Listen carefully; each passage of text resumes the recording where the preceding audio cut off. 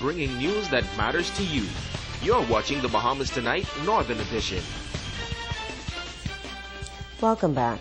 This is World Mental Health Day, and the Grand Bahama Health Services, along with the Pilot Club of Lucaya and the Cleveland Clinic, joined forces to celebrate this observance with a special luncheon at the Ruby Swiss restaurant. A cross-sector of the community gathered to learn more about mental illnesses that affect older adults. Guest speaker Dr. Erwin Lucius, a geriatrician from the Cleveland Clinic in Florida, says greater emphasis needs to be placed on creating awareness about mental health in older people. It's very rampant. Depression, anxiety, sleep disorder, dementia. It's very common. He says Alzheimer's is the #1 cause of dementia. Withdrawal and behavioral changes are just some of the signs of the disease, which Dr. Lucius believes is often underdiagnosed. We tend to think, it's just mom, dad, growing old.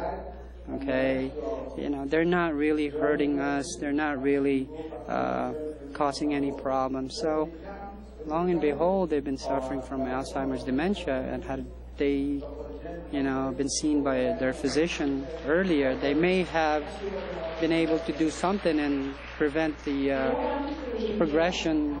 While Alzheimer's is a progressive condition, the medical expert says the process is gradual, and early detection can lead to a more functional and improved quality of life. Dr. Lucius says there also needs to be a focus on caregivers of dementia patients.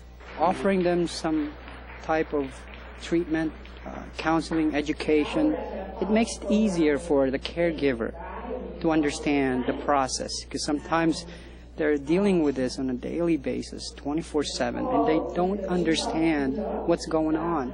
More often than not, they bicker with the patient. They may not totally comprehend the patient, and this may lead to even elderly abuse. Sabrina Brown, ZNS Network News. The curator at Florida Museum of Natural History says research in Bahamian blue holes has uncovered fossils that provide evidence that a number of different species, like the Cuban crocodile and the now extinct land tortoise, once inhabited the Bahamas. They say changes to the blue holes, changes in plant and animal life, and the current size of the islands in the Bahamas are all a result of changes in sea level. Researchers say the islands are the smallest they've been in recent years because the temperature is the warmest it's ever been. Blue holes, they say, are an excellent research point because the chemistry of the water preserves plants and animals extremely well. Though the research focused on Abaco, the presenters noted that Grand Bahama probably has similar biodiversity as they are both on the Little Bahama Bank. In other news, the Ministry of Education's Careers Awareness Campaign is officially underway under the theme Transforming Mindsets, Embracing Opportunities to Financial Empowerment. Yesterday, students were admonished to follow their passion when considering a career. Natalie Martinborough has more. Coordinator and clinical psychologist at the Ministry of Education, Dr. Pamela Mills, says they are encouraging students to think outside of the box when it comes to choosing a career. The exhibit and opening ceremony focused on careers that are available in the job market that sixth graders may overlook.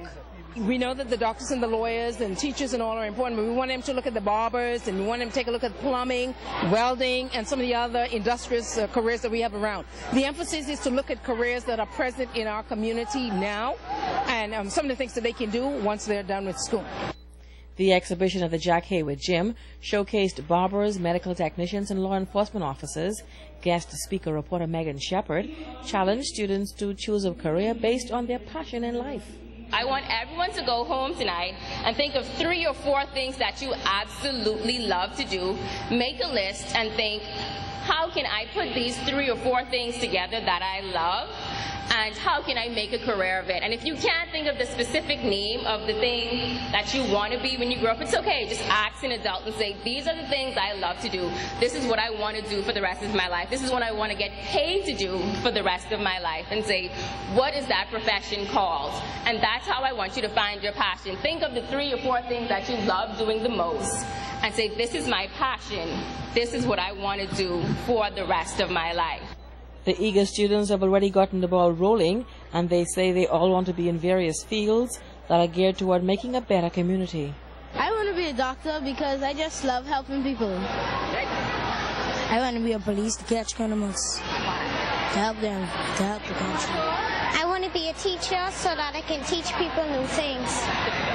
I want to be a police because if anybody breaks the law, I'll catch them. I want to be a teacher because it helps people and it's what I love.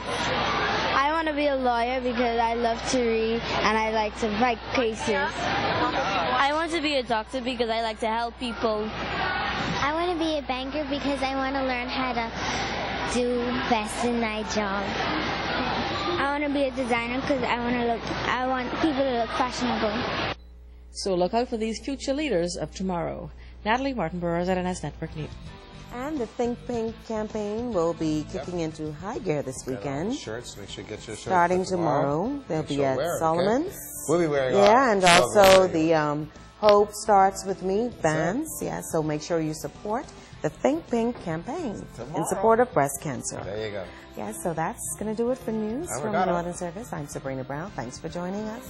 Good night.